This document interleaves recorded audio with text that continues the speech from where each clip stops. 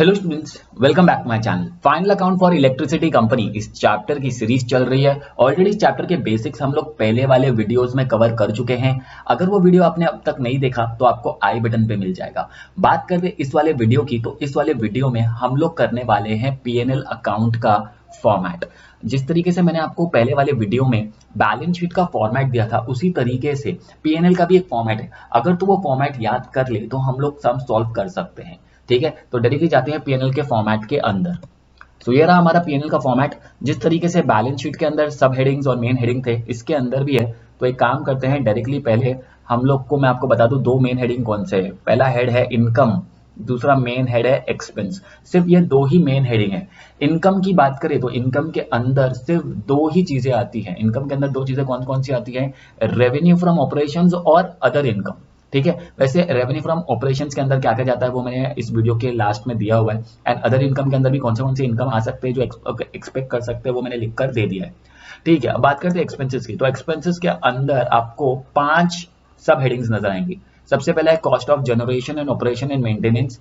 इसके अंदर क्या क्या चीजें आएंगी, क्या क्या चीजें लेनी है, वो मैंने ऑलरेडी लिखकर रख दिया है। वो मैं आपको वीडियो के एंडिंग में दे दूंगा। हाँ, एम्प्लॉय बेनिफिट कॉस्ट, इसके लिए आपको कुछ याद करने की जरूरत नहीं है। किसी भी तरीके का सैलरी अगर आया सब में, तो वह सैलरी कहाँ जाएगा? एम्प्लॉय बेनिफिट कॉस्ट के अंदर।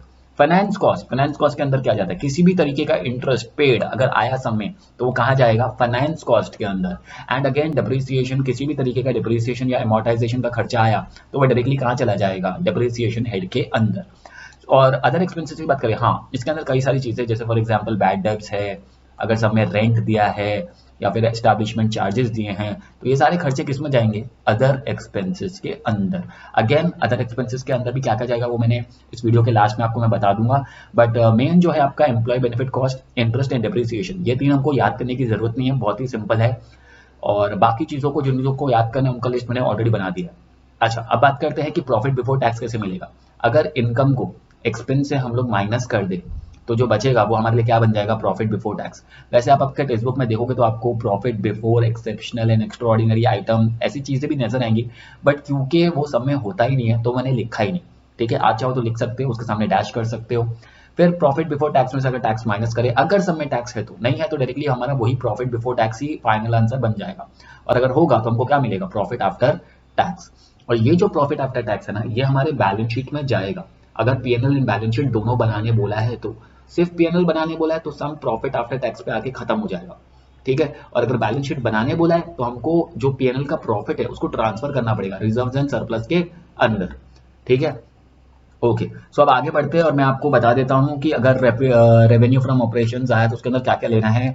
Cell of electricity, sale of current, अगर ऐसा कुछ भी आया तो ये कहाँ जाएगा? रेवेन्यू फ्रॉम ऑपरेशंस के अंदर। अच्छा, अदर इनकम के अंदर क्या क्या जा सकता है? अदर इनकम के अंदर जाएगा meter rent, sale of stores, service connection fees. ये याद रखना, ये सब कुछ क्रेडिट में होना चाहिए, ये सब हमारा इनकम है। ठीक है, लेकिन कौन सा इनकम है? अदर इनकम है। ठीक है, ये सम करते करते पता चल जाएगा कौन सा इनकम है, कौन सा एक्सपेंस है। अच्छा, बात करते हैं कॉस्ट ऑफ जनरेशन और ऑपरेशन और मेंटेनेंस। इसके अंदर क्या जाएगा? तो अगर सब में पब्लिक लाइटिंग दिया है, high voltage distribution, low voltage distribution, ऐसा सब कुछ दिया है, तो ये सारा हमारा एक्सपेंस होगा और ये जाएगा cost of generation and operations के अंदर। ठीक है, ओके। बात करते हैं अदर एक्सपेंसेस की। तो अदर एक्सपेंस में क्या क्या जा सकता है? Bad debts, management expenses, consumer servicing, rent, ये सारी चीजें, ये जो ऐसे वैसे छोटे मोटे खर्चे होंगे उनको हम लोग अदर एक्सपेंसेस के अंदर डाल देंगे।